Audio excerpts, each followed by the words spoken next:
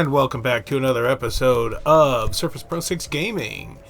And Reverend DC here, just going to go ahead and fly around in a nice ship here if we're going to see the Asp Explorer. First and foremost here on Elite Dangerous. Now, first and foremost, and to get it out of the way, the Surface Pro 6 does not meet the minimum requirements of the game for processor in particular. The graphics processor in particular. The processor itself is just fine, but the graphics, obviously, there's not enough VRAM to run the minimum. Definitely not 1 gigabyte. Although it does kind of hold that off to the side in system RAM. But again, at the DDR3 level, this is going to be a push. But as you can see here, we are getting decent frames even in the Galaxy map, and we'll do the system map here. We'll see in the 80s.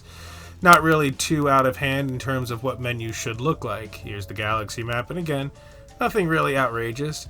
We're going to get into how far we cut this back, but you can go ahead and take a look and see here. And yeah, and it's looking sweet, and it's a crash.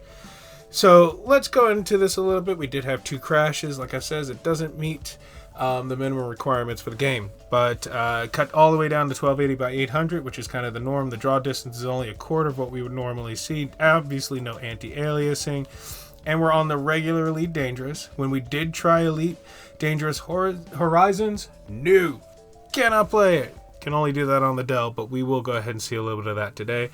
Surface Pro 6 is definitely limited to the core game of Elite Dangerous, and we'll go ahead and look at those later.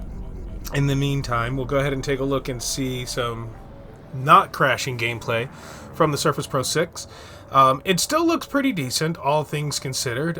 You can definitely see some of the muddiness, especially in the interface, since most of the game is just space and a bunch of interface. Let's be honest here. The other ships do look cool, but really what you're seeing most in the game is this. And by the way, I did not bother with average frame rates because it did vary so heavily depending on if you were inside or outside. You may have noticed that inside the frame rates go way down into the low 20s, high teens sometimes. But it still looks decent for on the run. Just remember that if you do play the Horizons version, it will not run on this. It freezes. It just simply doesn't have the VRAM required. So off we go, and again, it looks pretty good. It doesn't drop too badly, but we can definitely see 20s in there as we're flying through. And again, the recording does have something to do with that. Recorded again in 60 frames per second through Windows. And coming out here, you can kind of see we went to the same place it crashed before, so it looks really familiar, but we're going to go ahead and just fly around a little bit while we're lining up. I am using the controller on this rather than the Thrustmaster T-Flight HOTAS 4, which I really do like, which you will see on the Dell. On this one, I'm using the controller, the SteelSeries controller that I have been using, and a little too sensitive for my tastes. Definitely requires some adjustment, but again, we'll get into why it's not really important in the end. And now switching over to the Dell, we can definitely see, first of all, the jankiness here. As you can see in the top left corner, it never goes lower than 40, at least inside the house here, and I don't think it goes below 40 anywhere in this test run here or the next subsequent ones, but it still looks janky. This is a result of Windows.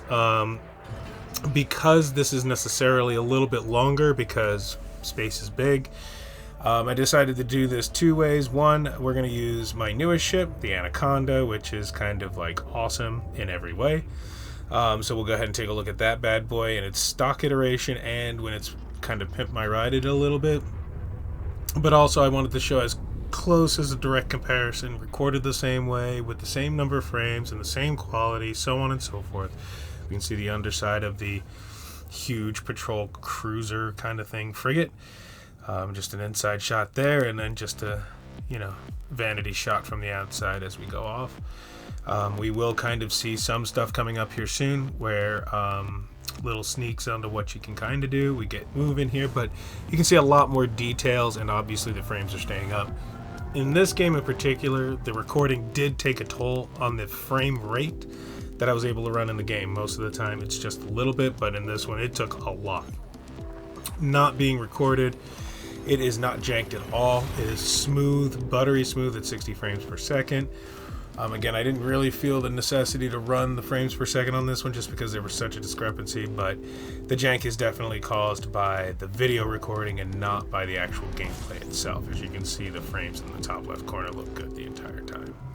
So definitely something to look at next time. Try to kind of improve that for everybody, hopefully the next time, and we'll do better on the video. But because the recording lengths are so long in this game, because space, it is really tough to use fraps, and we're just going to do a loop-de-loop around the sun to pick up some fuel. This was the first run I had run on it, so I kind of wanted to see how it shook out. So it did take a little bit of getting used to on this vessel, to be sure. It's bigger, and once we went to Horizons in the main game, then the lander and the aircraft became a lot more, or the fighters, I should say, became a lot more fun out of this bad boy. But definitely a lot bigger, a lot stronger. Quite the popular runner, I guess, thing. So, but you can see here in comparison, just so much cleaner overall. Even with the jank, you can see how much clarity there is in the interface, how clear everything else is. I mean, you're seeing the 50 frames per second right now. When you get in the port, it's in the 40s, just because of the amount of detail all around. And now we're going to go ahead and switch back over to the Surface Pro 6. For the final approach, we'll kind of drop out of our fast and light here, our hyperspeed,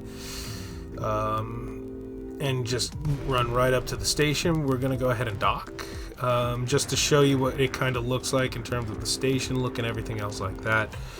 As you can see, definitely not the amount of detail. We will definitely make the turn here in just a moment to go ahead and see the station and see what it looks like on the 1280 by 800 resolution and the definitive lack of any settings, again, as we saw earlier. Also remembering I did do these videos, these initial ones, in the base game, but there is a teaser at the very end of the game to kind of, or at the end of this video, excuse me, to show what Horizons kind of looks like and some of the boss little things you can do, like, fly around your own ship and your own fighter, depending on the ship size.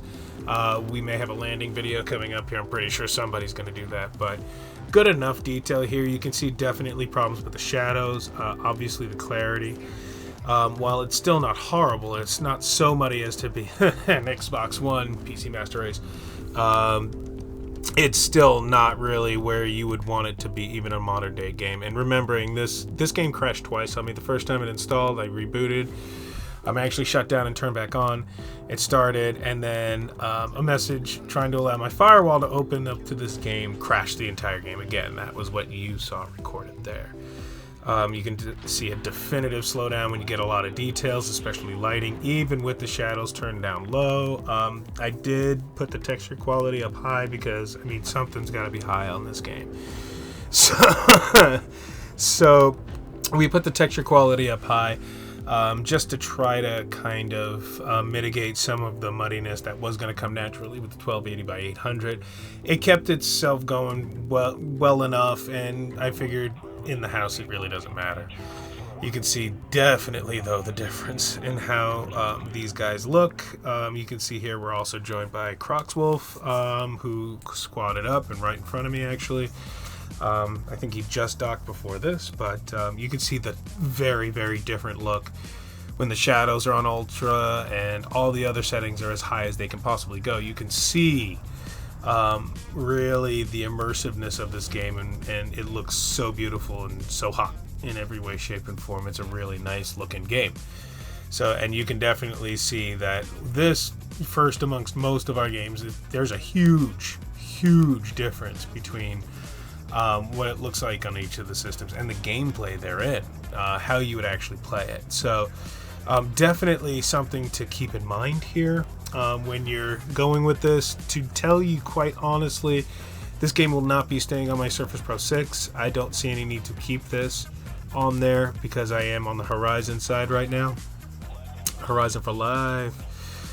So I don't really feel the need. And recap, Elite Dangerous base game, cool. Elite Dangerous Horizons, not cool. Okay, it will not run, it'll crash. And we will finish up our video today just kind of taking a flyover of the new vessel with the wings and a nice coloration in my fighter, which now has fighter bays. It's a gorgeous ship. We'll go ahead and do a nice loop around, get a nice picture of the sun. There's the sun. Remembering that the jank is not caused by the machine at all. This is just, oh, it's gorgeous. Thanks again, guys. If you liked it, please subscribe and comment. If you didn't like it, comment and subscribe anyway. Let us know why, and thanks again for watching.